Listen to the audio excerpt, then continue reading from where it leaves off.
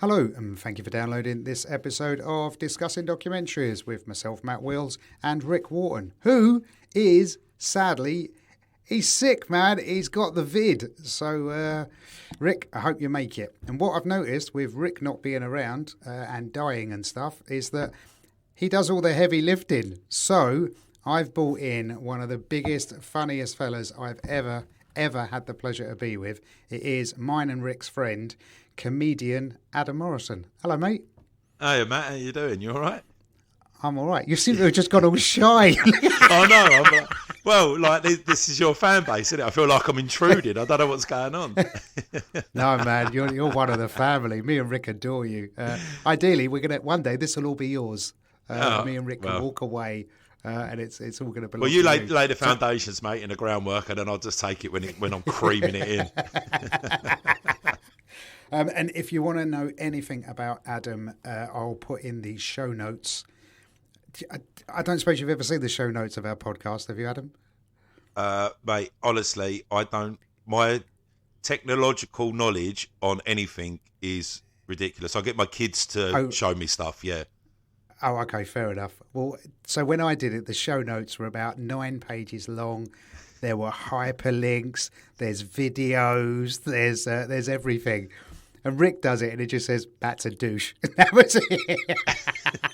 Do you know what? That doesn't surprise me with you, Matt. That does not surprise me at all. So on this one, I'll include in the show notes. I'll put links to your websites and stuff, and people can check you out. Man, and if you get a chance to see Adam, I've seen Adam do his set.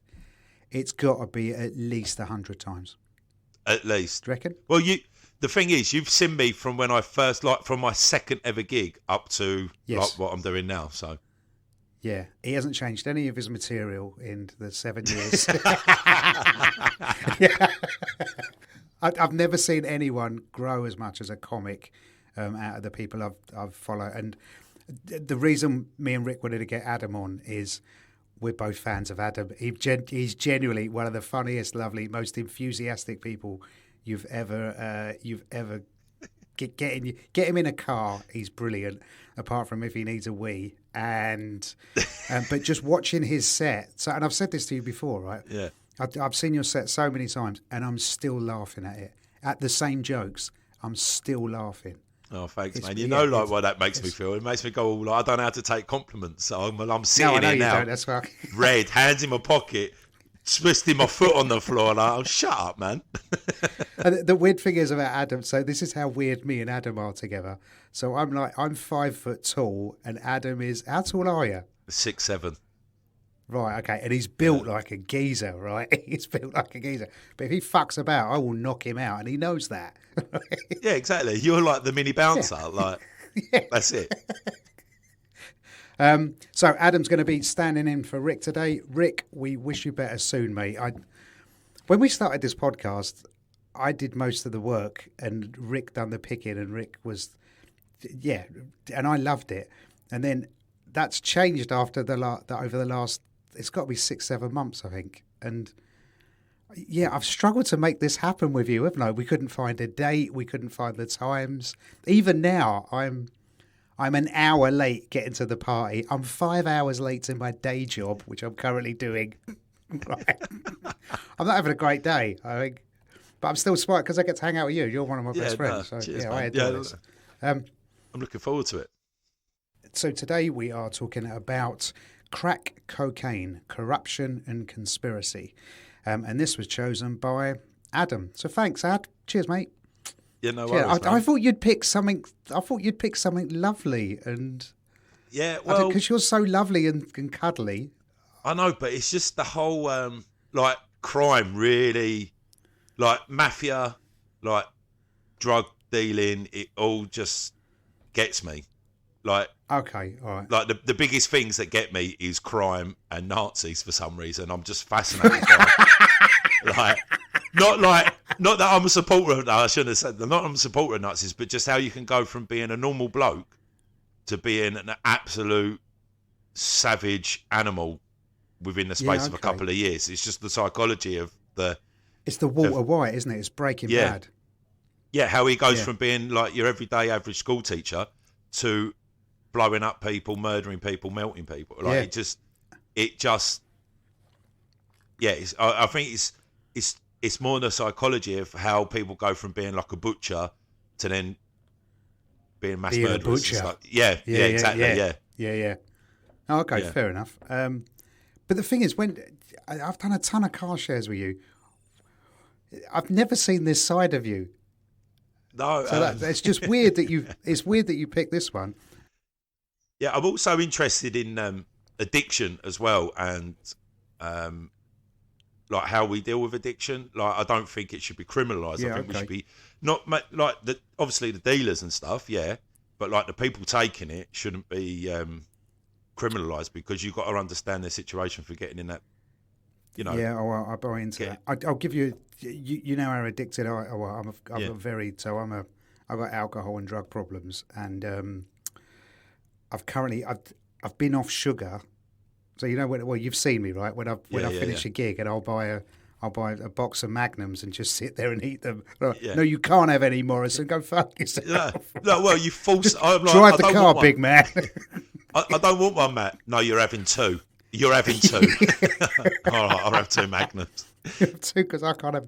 Well, I've just bought. I've done a week off of sugar, and then yesterday I saw my godchildren, and I ended up having a little tiny stewed apple that had been caramelised. Whoa. Just like it was tiny, right? It was like the size of my thumb. And then today I've eaten 5 Krispy Kreme donuts.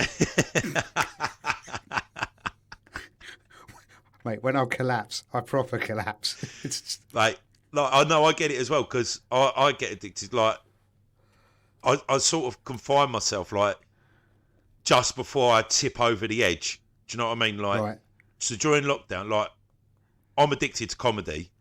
Like, yes, and it consumes my life. It totally consumes my life. But when last year, when it all ended, I found myself drinking really heavily, like really heavily. Oh, wow. And I woke up downstairs at 4 a.m. with my trousers and pants around my ankles, asleep, and I thought, I know. And I just thought, oh no, not again. Yeah, and I just thought to myself, there's no way I can let the kids see me like this. So then I cut the drinking out straight away, because I was more concerned about my kids seeing me like this before it got too far, and then replaced it with running. And then I was just run. Like, I was like Forrest Gump, mate. As soon as I put them shoes on the following Monday, I was Forrest Gump. You did a marathon, right? Yeah, I did 2 marathons. I did Tough Mudders, half marathon. I was doing everything, mate. Doing loads. I think you've got, from that, I would say you've also got an addictive personality. Yeah, no, comedy, because that took over. Right. Yeah, so it's about the time. Yeah. So, right, so it's the endorphin rush, maybe. Because I saw you at your second gig, and I looked at you, and I went, I'm going to quit. Because, okay, that's his second gig. I'd tried it at that stage. I think I was about a year in. I think I did shortly after that. I didn't stick with it much longer for a bit. I'd done office work for a good few years then. I was like, oh man, if that's his second gig, I don't stand a chance against a bloke like that. And you were so lovely as well. I was like, you can't even dislike him. Do you know what I mean? Yeah. Like some of the people we gig with who are brilliant, you're like, well, at least he's a prick, or at least she's horrible. Yeah, that's it, like, isn't it? Yeah, you're like, okay, I can balance that out. But you were like, he's lovely, his mates are lovely, and then okay. So like, right for you, it's when you get that buzz. Yeah, it's when I get the buzz, and then so I get the buzz, and then next thing you know, I'm like, I've got to do another one. I've got to do another one, and if I don't have a gig, say like my last gig's on the Saturday, if I haven't got a gig in by Wednesday, I'm screwing. I'm like bouncing off the walls. Climbing I'm Jesus. Like spiraling down. Like me and her, like we've had like, well, not arguments, but like I'm like, nobody wants me anymore. Nobody wants me anymore. Do you know what I mean? And then next thing you know, I'll get the gig. Exactly what you mean. And it's the email. When I get the email for a gig, I'm like, fuck it, wait, buzzing again, and it's the whole, it's the whole thing. But now it's not so much I'm more addicted to coming up with the ideas now for new bits and trying them out. Yeah. Like, that's my buzz, is trying out new bits. And if they Yeah, don't work, okay. they don't work, and it doesn't bother me. I've got it out there, and I'm like, well, at least I got it out there, and that sort of G's me up a bit. Yeah, so. yeah. And we run ideas past each other all the time. Yeah, I all the completely time. understand that, yeah. And what I've noticed the last week since I quit sugar, I've had so many good ideas. Well, they're not good ideas, they're just ideas. And you're just so excited, aren't you? Yeah. Yeah, so this weekend I've got a run of 3. And so I'm gonna try and get something in the middle. I'm gonna start using the middle section as the bit where I always try something new. Yeah, and that's what you should do, man. That's it's the perfect way. Like, I think I'm with you on Saturday, so we'll do a car really? shoot. Oh, cool. Yeah. Because I'll try it. Okay, I'll bed it in on Thursday. I'll redo it on Friday, and then I'll go through it with you in the car show on Saturday, and we'll. Yeah. Okay, sweet. Well, it's funny we're talking about addiction because.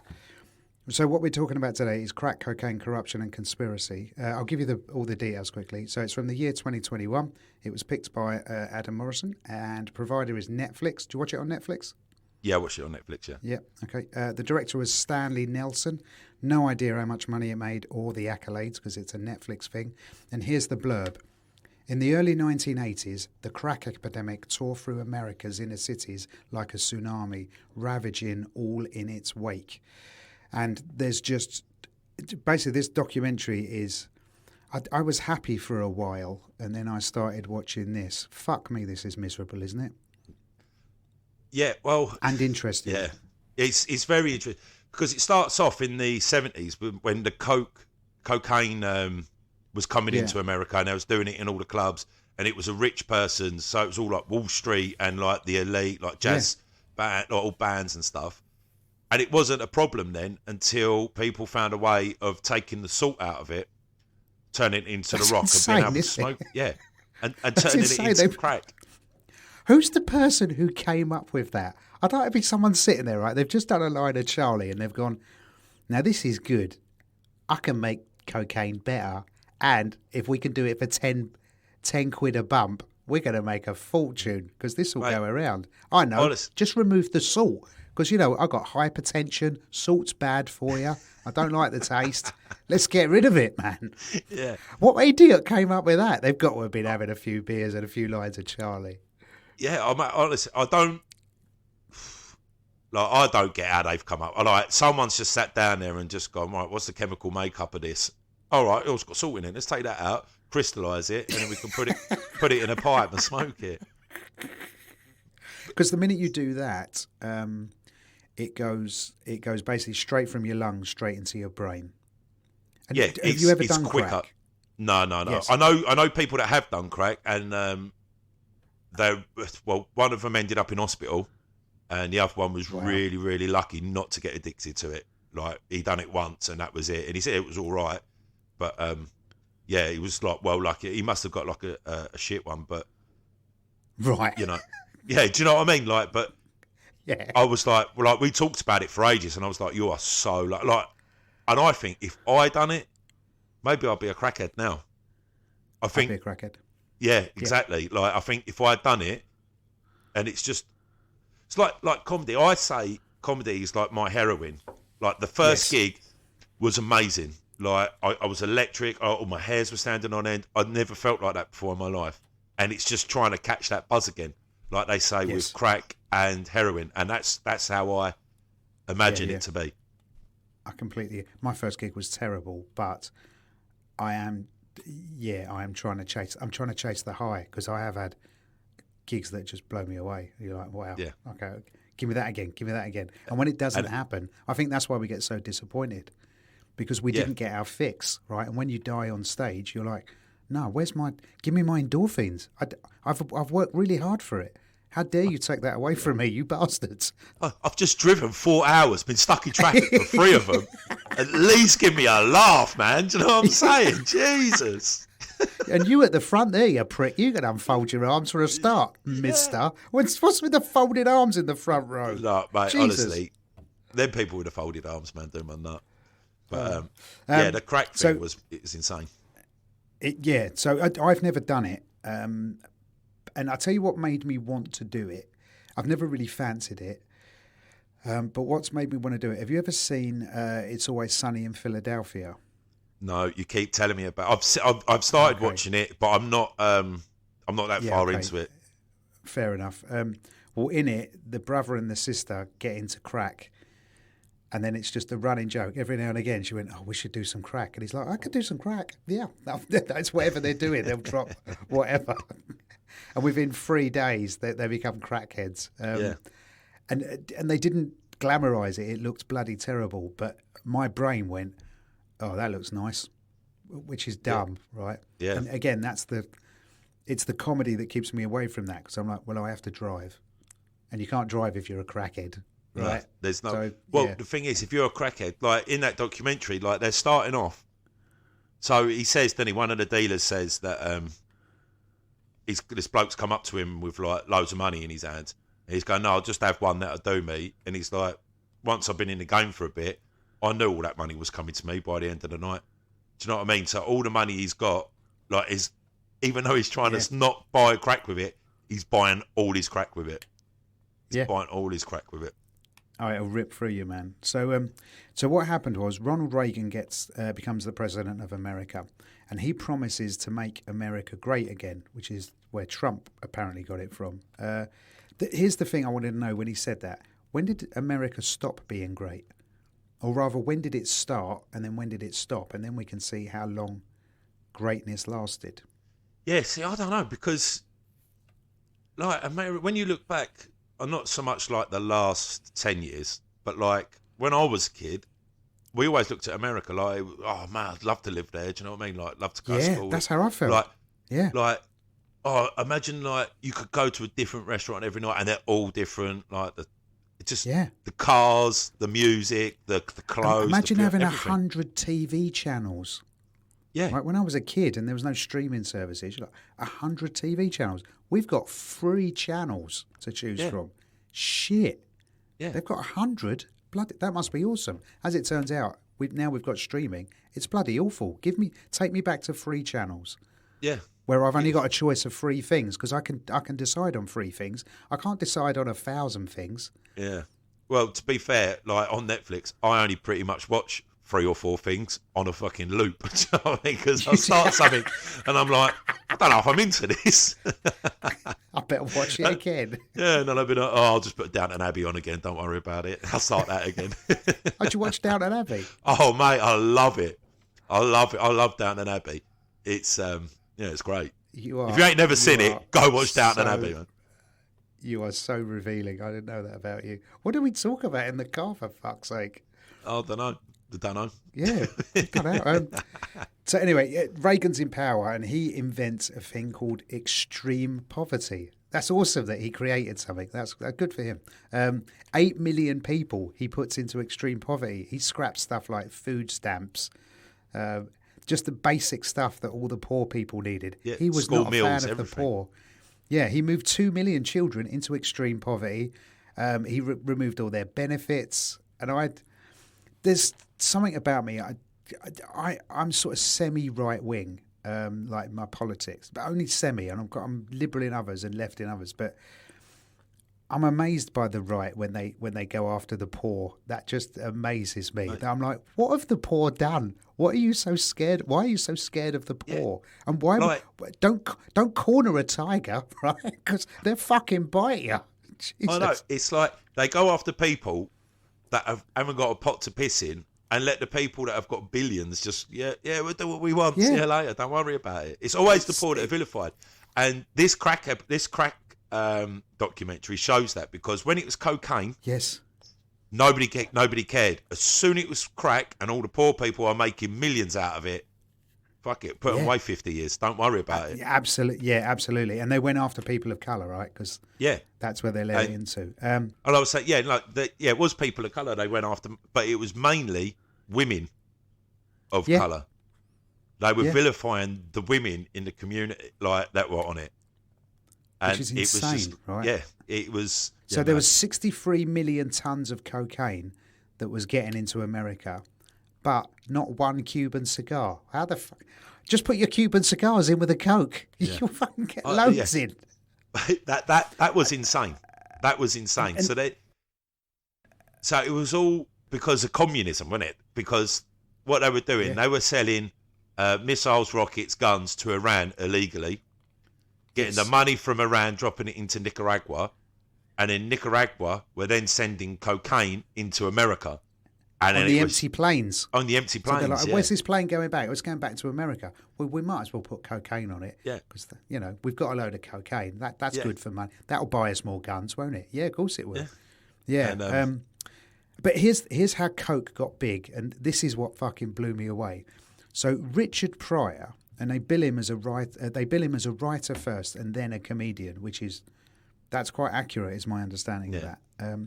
He has a tiny little accident, right, where he's freebasing cocaine, which is crack, and it blew up, and he caught on fire, and it made the news, and suddenly everyone went, "What's freebasing?" It's like before the internet, no one had a clue about any of this, right? It was only word of mouth. And on word of mouth on some stuff's not always going to make it. But Richard Pryor, they blamed him for the start of the crack epidemic. Yeah, it's... That's a lot to put on a comic's shoulders, isn't it? It's not only one insane. of the greatest comics that's ever existed and changed the genre, he also created the crack epidemic. Yeah. That's a bit harsh. Come on, man. The person that created the crack epidemic was Ronald Reagan. Like you're looking at where these people, you're looking at where these people live, right? They're what was it? Be like Calvin, that McDonald's advert, and he's going, it's $3.55, it's $3.55 an hour. Like I can't do anything on that. Yet he gets given a bag of 100 vials, sells it in 30 minutes, and it's like, I've got a few, got $1,000. I've got $1,000. I'll just go buy some more, and I'll do this, and the next thing you know. Yeah. Yeah, and then what was it? Freeway It's Ricky entrepreneurial. Ross. Yeah, Freeway Ricky Ross was turning over having $1 million a day in his hand. So why are they going to go? Like, if you're in abject poverty, why are you going to go and do free? Yeah. Like, you can make money. You can support your mum, your siblings, your kids. I mean, you won't, but you could. You could, yeah. And, I would, but fuck them, right? If I was earning £1 million a day, I'd be so high. Yeah, but there would be no rainy days. I'd put nothing away for rainy days. I'd just be off my game. It would be, if you gave me that sort of money, I wouldn't last. Have you seen a film called In Time with Justin Timberlake? It's where they have how much longer they've got left to live. Oh, yeah, I've started watching it I've seen it. I think I've seen the whole film, but in like. Oh, in chunks. I've seen the beginning, in chunks, yeah. All right. Well, they give John Galecki, right, from The Big Bang Theory, like Justin Timberlake gets a load of cash and gets a load of time on his arm, and he gives his mate some. Like, gives his mate like 100 years. And his mate blows it in one evening and dies. That'd be me if you gave me that. I need to be close to the breadline. Otherwise, it's fucking woo. And what else did I write down here? Yeah, and they put it into smaller quantities. So they made it readily. Basically, they made it so that effectively it's a fast-selling item in a supermarket shelf, didn't they? And they could package it up really small. It's like buying cigarettes as singles. Yeah. Did you ever? Are you old enough to remember them? Could you? I vaguely remember singles, yeah. But I know what you're saying. Yeah, I know you could buy them on their own. Yeah. Yeah, and that's what they've done with crack cocaine because you couldn't afford. Basically, yeah. Even cocaine is like I don't know how much it was a gram, but you had to buy it in a gram, and if that was $50 or $100, you couldn't afford that if you were poor. No, that's why it was the rich person's drug, wasn't it? Back then, yeah, it was glamorous. It was glamorous. Yes, it was. Yeah, and if you could do a $10 hit that would take you out of your brain for a couple of hours, fucking hell, yeah, why not? Yeah. But then that's why ecstasy was so big, wasn't it? Yeah. You get a 20 quid ecstasy tablet in the early 90s, right? That'd last you all night. Yeah. You'd have a fucking whale of a time for 4 hours. And to be honest, you need a tablet just to get you into that music they're playing because some of that music was awful, wasn't it? Jesus, what's that? Chuck us a Mitsubishi Turbo. Chuck that down your neck. That'll do. They said selling crack was like the gold rush. And you could see it like that, couldn't you? And just the dealers are popping up on every corner. And the weird thing is, the fact that the old bill went after people of colour, yet 2/3 of the users of crack were white. From the And suburbs, they didn't arrest any white people. What So got me? it was basically it was cleansing. That's what they did. It was the removal of black people. That seemed the whole plan all along. So the police did not care about any of it until that policeman. So there was shootings going on. The whole I think one of them they got called to 8 people or 6 people shot in one night, And the police couldn't give a toss. And the police were getting bought off, weren't they? Yeah. So the police ended up robbing drug dealers and then selling it themselves. But it was so much money to be made. Yeah. And that was across the whole country. None of the police cared until that one policeman was shot, which is terrible. Like he's shot doing a job to try and protect the community. No, yeah, then that's when it got a kick up the arse, and then the police started going fucking balls out, and then they rushed that bill through. What is it out there? It's not part of the Senate, isn't it? Well, they said in the days of heroin, you needed organised crime, and that's one of the things that helped organised crime grow. But crack, you just needed to hustle. Oh, that was a great quote, right? That's all they needed to do. Yeah, so they, basically there's a. What I like about this is me and you were all over the place because Rick would go, no, do it in order, which I do love about. But yeah, that guy's name who said, let's get the bill out there. His name was Tip O'Neill. Basically, he was a politician and he came up with a bill and he said, right, this anti-drugs bill, we're going to get this passed within 4 weeks. And people are like, no, it takes years to get a bill through Congress. Like, you can't do that. The Senate have got to approve it because it's got to go through Congress, blah, blah, blah. Anyway, they get this thing approved in 4 weeks. Yeah. Which means they can get it done if there's there. And they get it done that quickly because it's coming up to voting season. And they're like, if we stand on an anti-drugs policy, we'll get voted in. So let's get this law in. And all the politicians are like, yeah, fuck it, let's do that. Yeah, let's win it. But, so, if we're going to do it, so it starts off cocaine, then it goes into the crack. And they're like, we was having so much, like the dealers are like, we're having so much fun. We're making loads of money. We got clothes, jewellery, women, cars. They were saying, like a kid that was going to school with holes in his shoes, wearing hand-me-down clothes. In a month, he's driving around in a brand new BMW. Do you know what I mean? Like, his chauffeur is because he's not even old enough to drive. Yeah. So then they was enjoying it, and then it didn't become fun because people started getting shot. But the thing that got me the most is the clip when people are queuing up in their cars, and it is like rush hour traffic, M25 when there's an accident. That's how many cars there was, and they are bibbing, and it was just constant. It's constant, and I was like, "How many old Bill not down there?" Do you know what I mean? Like, yeah. So therefore, there must have been. So to remove the salts and make crack, that's an operation, right? You're going to need some people who understand what's going on. Yeah. Right, in terms of they've got to cook stuff, right? They've got to. I don't know how you'd get the salt out of it, but they've got. There's some Poindexter nerd there who knows what to do. Yeah. And he's got to have a laboratory, or she's got to have a laboratory. Well, no, you could do it at home, can't you? So you do it on your cooker. So you cook up the crack or the coke, and then it turns into like this paste. Then when you squeeze it through like not a sieve, but like a cloth, and then you get the paste. You get the paste, and then you dry it out, and that's what turns it into. That's basically like a shorter version of what they do. So they boil it up, paste it, scrape it, get the salt out of it, and then. Yeah, I can see kids listening to this now, writing this down. How to make crack the Adam Morrison way. Yeah, kids, don't do crack, man. Do not do crack. Do not do crack, yeah. There's a really sad quote, actually, from a kid, and he's with his mum. He's 9 years old. He's at a funeral of one of his classmates, right? So they're burying a 9-year-old kid who was selling crack who got killed. And the kid turns around to his mum and says, "Don't dress me like that for my funeral." Yeah, oh my God, that's sad, isn't it? Yeah. Even in death, he wants to be dressed better than his mate. Yeah. What did get me as well was when they're talking to kids in the street and they go, "Oh, what'd you do?" It goes, "As soon as we get home from school, we get in, shut the doors, lock the doors."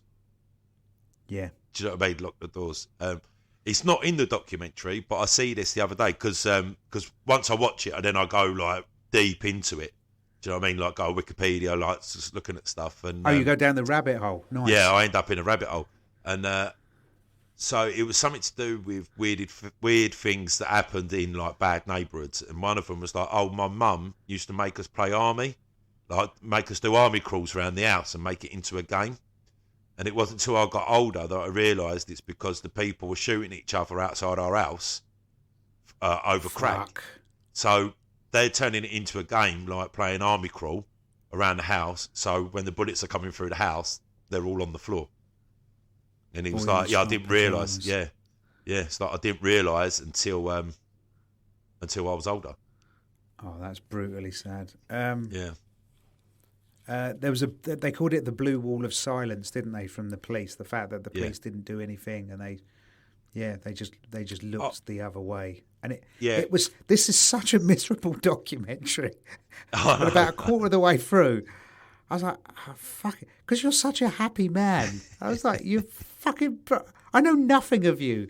I feel like this was a different person. I'm like, why did he pick this? Did you and Rick have a chat? Like Rick was on his deathbed with COVID and gone, get him, pick an horrible one. No. I just like because people I get it. You like misery. I get it. No, I don't like misery. I don't like when people go, oh, he's a junkie, he's a crack skaghead or whatever. No, disregard him, fucking all that and all. You're like, no, you've got to understand why they're like. When they go, oh, you can't help homeless people because they're all on drugs. Why are they on drugs? To get out of their reality. Yeah, that's absolutely. why they're on it. Of course, yes. Well, that's Susan Burton, who was a crack user, her son was killed. And she said she tried crack and it basically helped her experience the silence from the grief for that brief period. And you can understand that's why, right? Yeah, of course you can understand it. You don't... There's not even a word if you lose your child. They haven't invented a word for it. Like if you lose your wife... You're called a widower, right? Yeah. Or if you and your wife die, your kids are called orphans. We haven't given it a word. That's how horrible it is. And like my sister lost her baby, and honestly, it lives with you forever. Like it affects me still now. Do you know what I mean? Like I hear that song, I'm fucking crying. Do you know what I mean? And that was, that was ages, like years ago. Yeah, that happened. And I'm surprised, family. Like if she had turned to drugs, then maybe like I would understand. Do you know what I mean? To get rid of that pain. Yes, right. Because you've got. God, this episode's heavy, isn't it? Yeah, I know. It's because you've got empathy. Yeah. Yeah. That's why we need cold-hearted Rick here. Yeah.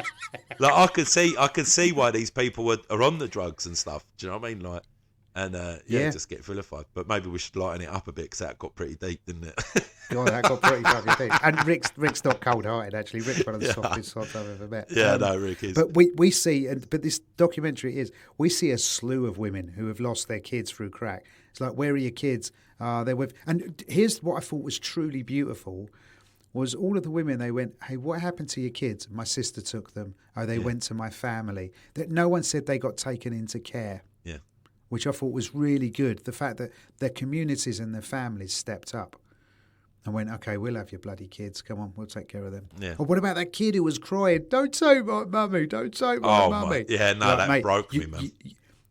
Me too, but then you're like, kid, she's a crackhead. You need to, because she'll sell you, right? Someone sold what about when someone sells their baby for $20 of crack? Yeah. Well, that I don't know if that was true. I thought that was a rumour. I can't remember. Was that a rumour? Yeah, because it kicked up a media frenzy, didn't it? Yeah. Yeah, because the media didn't help as well, saying about crack babies when there was just one bloke said, there might be a small chance that your baby will be addicted to crack. Next thing you know, everybody... Crack babies. Yeah, and then that doctor woman who was going, no, these are just for me. And then after they give birth, the police are there, arresting them, taking them, and getting... That was terrible. So, so her... so basically, Ira Chasnoff, medical person, he wrote a white paper about 23 babies born to crack-addicted mums. And it created the crack baby idea. Now, it's since all been shown as a lie, but the media got that and went fucking batshit mental. They never go batshit mental with positive news, do they? It's just miserable stuff because we're drawn to misery. Yeah. Like, look, you are drawn to Nazis and criminals. Right? Yeah, I know. I'm like, please pick the cat one. Pick the cat. That'd be great. Pick the one there about was, how weird the cat is on the internet. Fix that. what was gutting really is I picked this one, and then I think 2, maybe 3 days later, there was one called 14 Peaks come out, which is about a Nepalese Gurkha special forces geezer, and I was like, oh, what? You know what I mean? I wish I said that one now. Changed your mind. We'll come back. We'll do that one with Rick, because Rick will fucking hate that. He will absolutely hate that. I think one of our Patreon pals, my mate Aussie Sarah, I think she mentioned that one to me. There's also another one I really want to watch that Rick's just like, there's no fucking way, and it's about this woman about this girl who raises a hawk in. I think she's in a hill tribe somewhere, and she's not allowed to because she's a girl, and yeah, she becomes a hawker. Oh my God! I don't even. When know you find out what that is, send it to me, because that sounds like a bit of me. Like, don't get me wrong. Right, this is the Adam I know. Look. Yeah, don't get me wrong. I love crime, and I love Right, let me rephrase that. A bird right, with a bird. You're all over that. Yeah. No, like I like feel good stuff. I like things that make me cry. Do you know what I mean? And yeah, that would make me cry. I love you a bit more there. Yeah. Like, mate, honestly, I need to like stop crying at like stuff all the time. Like, I'm constant, like The Greatest Showman, right? I was like, yeah, I'm not going to watch The Greatest Showman. No, it's not a bit of me. Is that because it's so shit? No, honestly, it's so good. I went there with the kids. It was such a letdown. I went with the kids and a wife to the cinema to watch it. By the end of it, I was slapping my knee going, oh my God, this is so good. Like, proper, absolutely crying. And like just tears coming down of joy, of just pure joy. And then, but now, like when we go on, but when we go on a family trip, we always put, like, it always comes on. Like, we ask kids what you want to listen to, they always put The Greatest Showman, and then that song Never Enough comes on, and then I get in this weird place where I get choked up, like my throat hurts, and I'm singing it. Like, she's got a video of me somewhere with just tears rolling down my eyes, just thinking about the movie, mate. And I'm just like, never be enough, and I'm just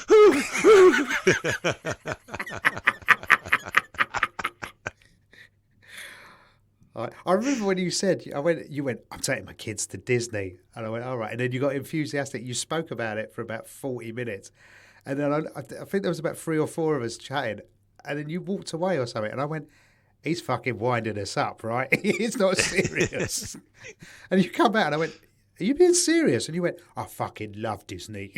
Oh, mate, honestly. So for years we've been talking about going to Disney. Couldn't afford it, Disney Paris, and she was like, we've got to go. And then we come into a bit of money. I can't remember where we come into it from. Anyway, so I was like, fuck it, all right, yeah, we'll go to Disney. I weren't really into it. You know, like, don't get me wrong, I fucking love Disney movies. I got a Mary Poppins tattoo on my arm, right? You have, I love Disney films, and I weren't really like looking forward to going for some reason. I can't remember why. Maybe a bit grumpy. Soon as I was driving up and I saw the first sign for Disneyland, I was like, woo! Like, she was like, do you need to pull over? And I was like, no, let's just get there. Okay. Like the whole trip was so like, I've got this, like, so I smoke, and the kids don't know I smoke, do they? So I keep it from them because I don't want them to see me, like, I don't want them to see my bad habits and pick up on it. So I was disappearing. I was going, right, I'll come and get you some drinks. And, like, I disappear, and then I bumped into the Incredibles and Pluto, and I'm having selfies with them. I'm having a ball with them. Got back, I'm going to the wife. Look what I've just met. Right, the kids are crying, and I was going, this holiday ain't all about you. It's about me as well. Like, I've just met the Incredibles and Pluto. See you later.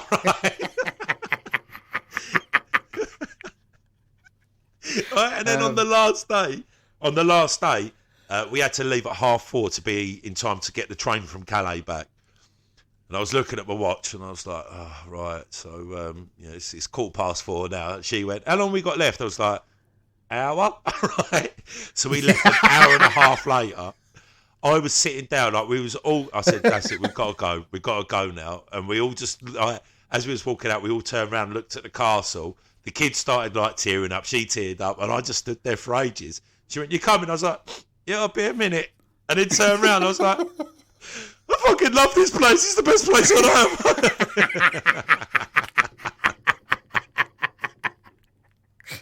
So Disney, if you're listening and you want to get in touch, Adam is available for endorsements. Honestly. But there was a funny incident there, because they have a sword in a stone bit, and we was waiting for ages to get a photo, and there was about 20 kids all taking photos with this, like, in this one group. They all disappeared, so I got the kids on there, just about to take a photo. All the kids come back, right? And I'd been up all night. I drove there. I was really tired, so I was a little bit ratty. And then I was going, "Yeah, mate, what are you doing? Like, your kids have been in there. Just give us like 2 minutes and they can get back on there." And he went, "Ho, ho, ho, ho," like whatever. I started laughing. I went, "No, mate, fucking listen, right? We have been waiting for 20 fucking minutes. Let us have 2 pictures and you can fucking go back on it." My missus is going, "You need to calm down. You need to calm down." I said, No, this is taking a fucking piss, right? This is taking a fucking piss. She was going, "Oh my God, this is meant to be the land of dreams. This is meant to be the land of dreams, and you're kicking off." And I was like, "Nah, he's taking a fucking piss, man." Who's that comic? He's got a story like that, and then he turns around and goes, "It's Danny Garnell." Danny Garnell, mate. That story's honestly so funny. That story is ace. And the punchline of that, when he turns around, he goes, "Yeah, that's when you find out they've got a jail in Disneyland." But yeah, Danny Garnell, if you could see Danny Garnell do his Disney story, man, he's a beautiful comic. Yeah. So anyway, back to Misery. Back to Misery. The Reagans bring out. Was you around for this? So the Reagans have a message. He's still the president. His wife Nancy Reagan spent some time with some kids, and she says, "Look, what you've got to do when you're offered drugs is just say no." Yeah, just say no. Do you remember campaign, that? Are you old enough to remember? Just say no? I remember Grange Hill doing a Just Say No. Yeah. So that must have been around the same time. I was born 82, so this must be late 80s, early 90s to Just Say No. So yeah, I do remember the Grange Hill, but I don't. When was that? That would have been about 83, 84 for me, is when it first came out. Yeah, so I don't remember the Reagan one, but I remember a campaign over here about Just Say No. Yeah, and it did. That sort of followed over. But do you know how hard it is if you've tried drugs? But just that initial saying no, the peer pressure. Do you remember when you were first offered a cigarette? I went, "Do you want a cigarette?" And you're like, "No, can I say no?" Because kids are fucking mean, right? Well, being a kid with other kids is awful. Yeah. You just want to fit in. That's all you want to do. Yeah. Well, the first time I was offered a cigarette, I was like, "Yeah, don't worry about it. I'll have a bit." Do you know what I mean? Straight away. There was no. There was no peer pressure. It was just like, "Do you want a bit of that?" "Yeah, all right." Don't worry about it. Well, you got anything else? My first fag was a consulate. It was like smoking a pack of polos. I thought I looked so great. I just thought I looked great. Mine was a roll-up. Mine was a roll-up, and I honestly... What the fuck? A rollie? Yeah, mate. Look, you know my material, where it's coming from, right? I'm a rollie man. Fair enough. And that ain't never going to change. Even if I make loads of money out of this, I'll still be smoking a roll-ups. Don't worry about that. Well, I smoked roll-ups in the end. I smoked for 10 years. That was the last fags I smoked with roll-ups. And, it was so cheap. Yeah, I was so spaced out. Like, I had the biggest head rush ever. I actually thought it was drugs. And I was like, "Oh, my God, I don't know what's going on. I think I'm high." And they were laughing at me going, "No, you just got head rush, mate." And I was like, "No, I'm definitely high as fuck." Did you have this when you were kids? If you took an aspirin and a can of Coca-Cola, you would get off your face. Did you have that magical rumour in school? Yeah, no, so we that one. On a Friday night, we're like, "Are you feeling anything yet?" We're popping aspirin and drinking crates of Coca-Cola. "No, not yet." "Yeah, I'm buzzing. I can feel it. I'm fucking buzzing my tits off." No, I used to do 2 aspirin and 4 cans of Foster's to make me last longer in bed.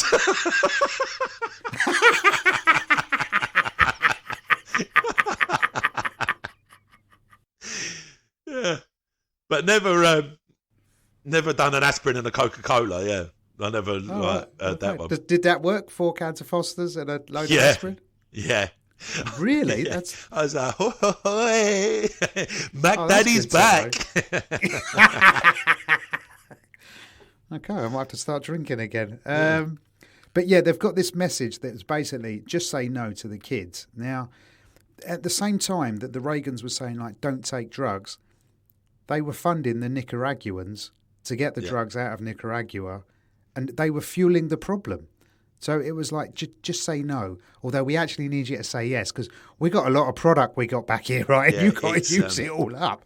It's ridiculous, isn't it? Like, it's so hypocritical, and it's just the elite trying to fucking weed out the poor again, and that's all it is. Yeah. But who the fuck's going to... Just say, right, let's do a quick thought experiment. What if you did get rid of all the poor? Do you honestly think that would make society better? Is that what's holding society back? Or is it the rich treating the poor so bad that's holding society back? Like, if they got rid of all the poor, so you'd have to increase all the wages, so everybody become a middle-class wage. Right. Yeah. I was thinking of getting rid of them like mafia style. Oh, getting rid of them. Okay, so get rid of them. So all the people that are on the low-paying jobs, who's going to do them? So who's going to be right? Your shelf stackers, your till operators? Yeah, absolutely. Do you know what I mean? Like, you're not going to get someone that lives in a house in like a mansion in London going to work on the till at Tesco. You're not going to. No. So they need. So who's going to sell them? Who's going to sell them their bottle of vodka on a Saturday night? Yeah, when they're like, I'm just going to stay in and drink a bottle of vodka. Yeah, they look down on us, but they need us. Yeah, it's weird that they just get treated so badly. I think there's something in the human psyche that I think my missus was telling me this, that there's a part of human beings where they need to feel superior to someone else. Yeah. Yeah. I mean, I've had this argument before about, someone says something about Jeff Bezos and he'd go, well, yeah, no, of course he deserves it. He worked hard. And I'm like, fucking I work hard. Do you know what I mean? Do you know what I mean? You want to see fucking hard work? I drove to fucking Barnsley on a Friday night for a 15-minute spot. I got flashed on the way there on a speed camera and on the way back. And I did a day shift in the office and I have to do a day shift the next fucking day. I've operated on 2 hours sleep. Yeah. I work that's a good shout. It's not about, like, obviously Jeff Bezos come up with an idea that has just now taken over the world. Right? Yeah, fair enough. Google, the same. Like, you're only ever going to pretty much use Google and Amazon now, aren't you? Let's be honest. Yeah.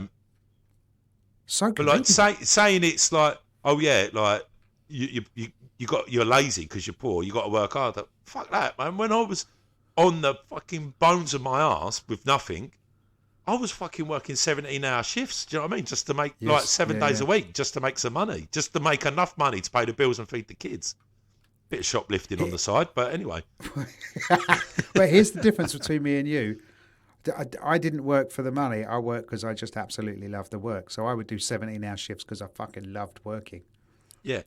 My brain is not wired right. Yeah. See, now, like, this is great. Look, I've never been about the money. And then let's go drinking at the end. Come on, lads, let's get it done. I've never been about, like, having tons of money, but it was just, as long as the kids have got food on the table and clothes on their back, that's all right. And if I've got to work 17 hours for it, then that's it. But now, like with the gigs and stuff, like, people go, oh yeah, why are you doing it for that, man? I'm like, mate, I would do it for free. Do you know what I mean? Like, because I love it. I would. Me and you have gigged for free loads.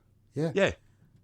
Like, I would literally, like, don't get me wrong. When someone says, all right, I want to give you X amount of money for a gig, I'm like, I can't believe I still, like, I'm like, I can't believe you're paying me. You're going to give me how much? Okay. To stand on a stage to do something I love. Yeah.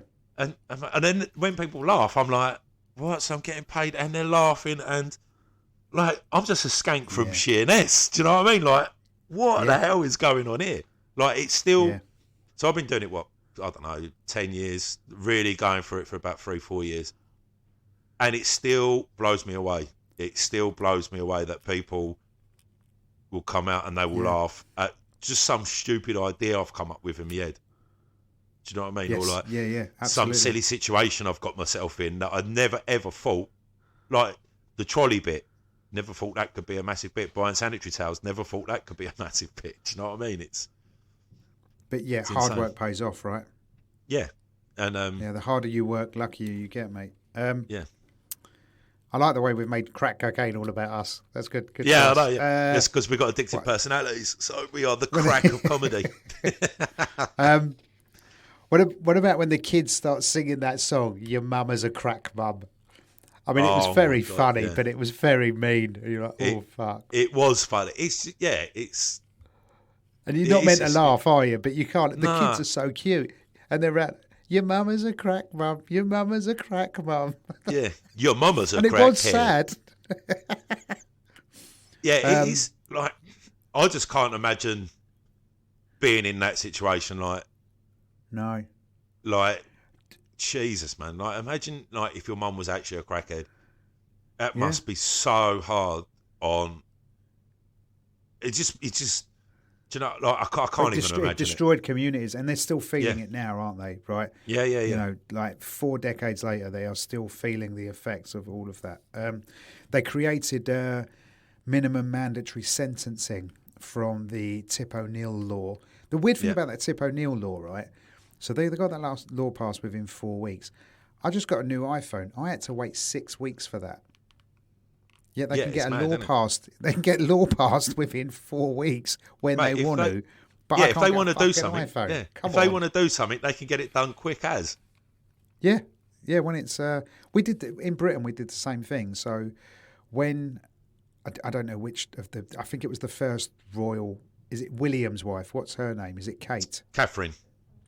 Catherine, right? So when she got pregnant, they rushed through a law. They got it done within a few weeks that basically would give.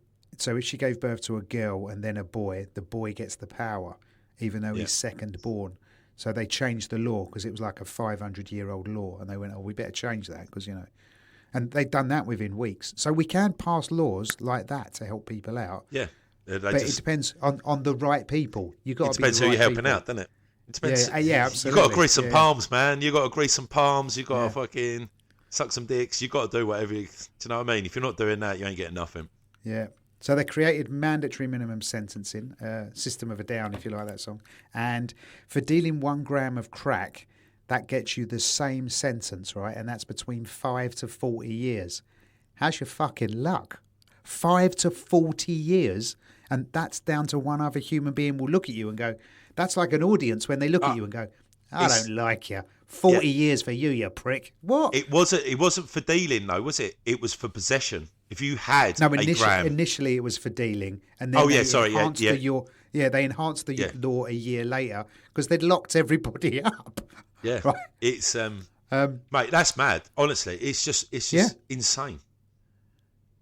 Like Mate, that was a insane. non-violent drug crime can get you 40 years. There's still people in prison Yeah. now in America that were like now Yeah. weed's illegal in most states. They're still in prison for weed. Do you know what I mean? Let alone Yes. fucking crack Yeah, yeah. and heroin. Yeah, and the policeman who was killed was a guy called Eddie Byrne, and it basically drove the police into an arrest frenzy across the country as well. Right? It basically Yeah. it woke the police out of their funk, and they said, "Oh, we can't take it. We can't turn a blind eye now." And then Can't sit the back KRS song, the KRS-One tune came on. Sound of the police, boop boop.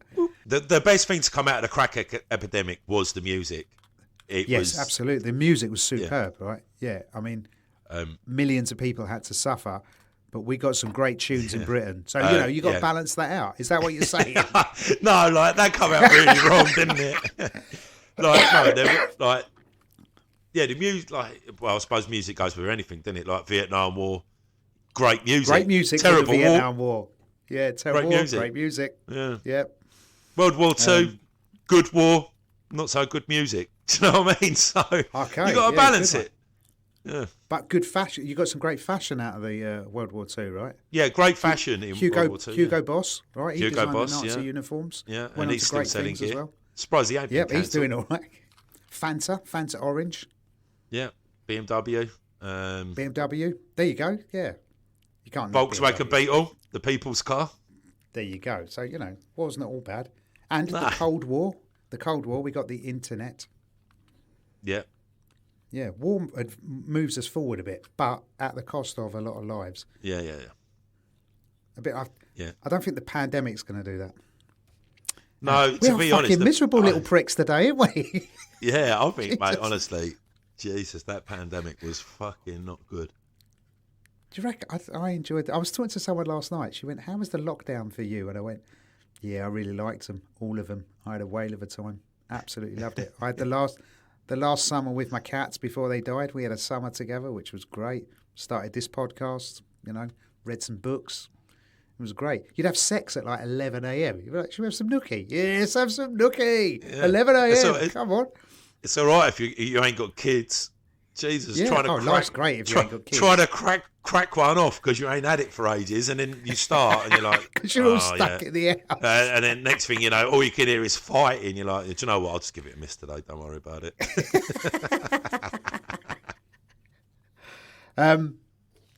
There was the Jennifer Johnson story is terrifying in this, right? So she turns around to her doctor and she says, look, my husband's left me and I've developed a bit of a substance abuse problem. The doctor grassed her up and then she gets prosecuted because she's pregnant, and they said she was dealing drugs via the umbilical cord to her unborn baby. Yeah. And the baby was born. They took it away from her there and then. The kids went to live with relatives and, they prosecuted her. What the actual fuck? Yeah, that's insane. That's insane. Yeah. And there was no proof of it as well. There was no proof. No. But again, it makes good TV, right? It makes good news to keep people scared. Yeah, and it makes the police look good. It makes the social services look good. The doctors look good. The government look good. It makes everybody look good, apart from the poor woman and the kid. The kid as well. Like we're saying, like and the her kids family. Like the whole, the kids, the family, everyone everybody. becomes a victim by the by the lawmakers.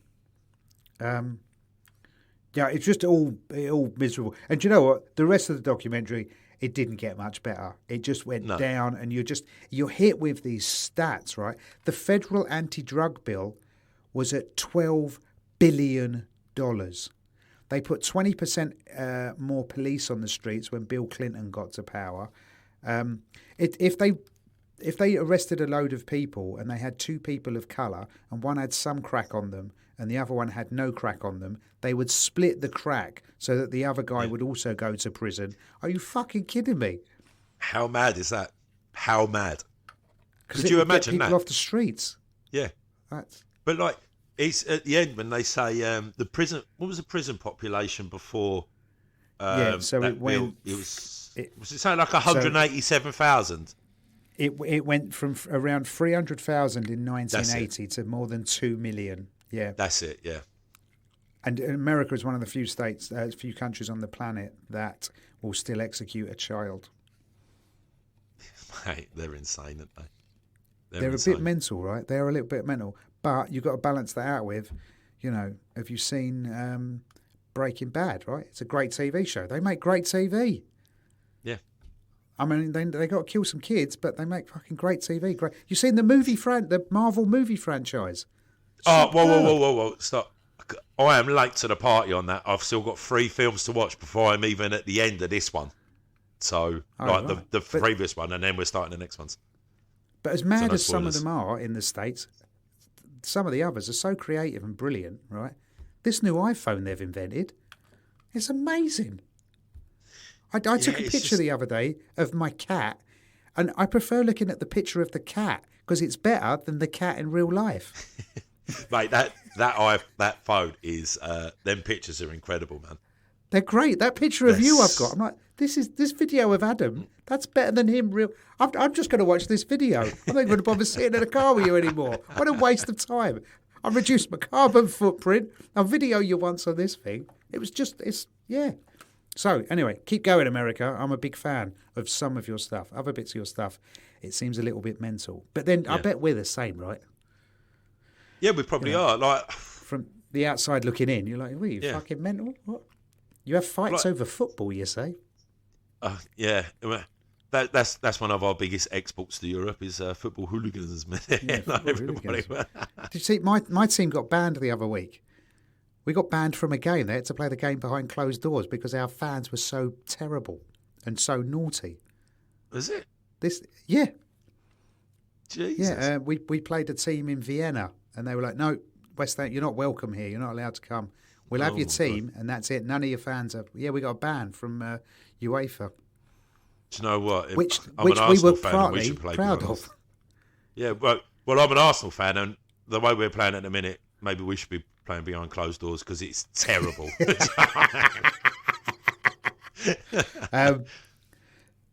So just to finish this one off, 2/3 of crack users were white, but mainly black people were being arrested. In 1995, here's a stat, not a single white person was convicted for crack in California. California was the epidemic. That was the epicenter of the pandemic of crack. Well, it was there And in they New didn't York, arrest any wasn't it? white people. Yeah. Right? Are you fucking mental? Friend of the show, Dan Rather, keeps popping up, giving little news announcements. I'm always happy when we see him. And then the head of the CIA, I don't know why he did this, he does a press conference with the local community in Los Angeles. And they just turned into it. They just tore into it, didn't they? Oi, mate, you're a fucking lying prick. Yeah. And he just sits there, doesn't he? He's like, yeah, I know. What are you going to do about it? Yeah, absolutely. I'm appointed. yeah, I'm don't not worry about elected. Yeah, you fuckheads. There's nothing you do about it. You're right. We did import the cocaine. What of it? And then the CIA conducted an investigation on themselves. And they went, we were a bit naughty. But there was no consequences. No. It's like me doing... I don't know. Do you know what I mean? It's like me. It's like you doing auditing your myself. own Chortle review. Yeah, and going, no, he is the best. He is definitely the best. Not just the UK, not just the world, not just the galaxy. Do you know, like the whole universe. He is the best. Everywhere. In all the You must see universes, him. in all the multiverses, he's the best. Yeah. And you You should must pay see him. £150 a ticket. You absolutely And that's should. for the It's cheap worth every seats. penny. £150 to sit in the gods at O2. Yeah. But the thing I took away from this documentary was it was just the sadness of those people who had their lives ruined. And it wasn't just the users, right? The talking heads are the reporters who were reporting it at the time. Yeah. It was the dealers. They had some of the dealers on there who were like, yeah, we really regret we destroyed our community. And we thought it was all about making money and getting high. We thought it was great. But looking back, yeah, we fucked it up. It was us. Yeah. The women who lost their children, it was... And the fact that women are still alive, right? That's some tough people there, right? They've survived being crackheads, losing all their kids, and they're still around going, yeah, look, my kids don't talk to me. They want nothing to do with me. But there is people that are not taking the blame. Like the police are not taking Politicians, the blame. yeah. The politicians. It's the people like Freeway Ricky Ross and the other dealers. I can't remember what his name is now. They're like, we fucked up, and the people, we fucked up, like, it destroyed our community. But the people that are just sitting by watching it, like, just sitting there watching it happen. Yeah. Do you know what I mean? Like, yeah, fuck it. It's a poor area. Yeah, get rid of some of them. Don't worry about it. Yeah, exactly. Yeah, fuck the poor. So at the end of it, as depressing as it was, I still want to try crack. Do you? I couldn't think Yes. of anything worse, man. Could not think of No, anything nor worse. could I. unfortunately. I think it's bloody terrible. But there's part of my brain going, gimme. Come on, gimme. Yeah. It's awful. And I've just had four Krispy Kremes. No, five Krispy Kremes. 5 Krispy Kremes. Oh, Yeah. what ones? Oh, mate, I might get a Krispy Kreme tonight. I had the pink one with that great stuff inside. Oh my God! I found the don't even one talk that's about got that one. the white icing on the inside. I don't know what with that is. with It's the like biscuit, it's like with the what- biscuit bit. They didn't put that in. No, the biscuit on top. Got the white one with the biscuit on top. Biscoffy one. The Biscoff. Oh, mate. Yeah, yes. my lunch buddy. Yeah, she took that one. But I found one that's got it's like white dog poo, sort of. There's a ring of it in there that was just, yeah. Oh, mate, you're giving me the shivers now. My mouth's watering. Oh, mate, I gorged on them. So, yeah, and even now I'm like, I shouldn't have done that.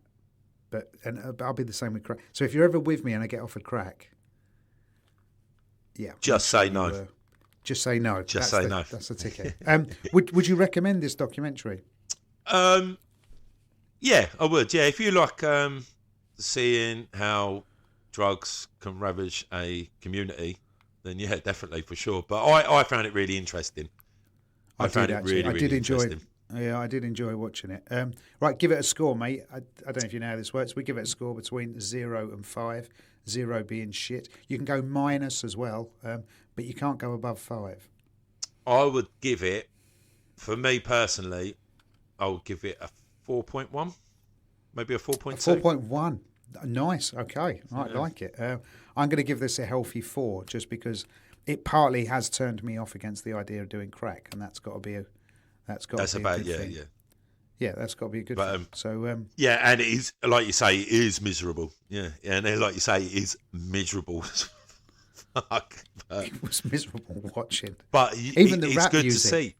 Yeah, which I grew up loving. Good to see reasons why people get into these situations instead of just thinking, "Oh, fuck them, they're a junkie cunt. Fuck it, leave it alone." Do you know what I mean? So yeah. Right, let's. Right, I'm going to wrap it up. I'm going to ask you what you got next week, but I have no idea. Rick's not here. I've fallen apart. I am.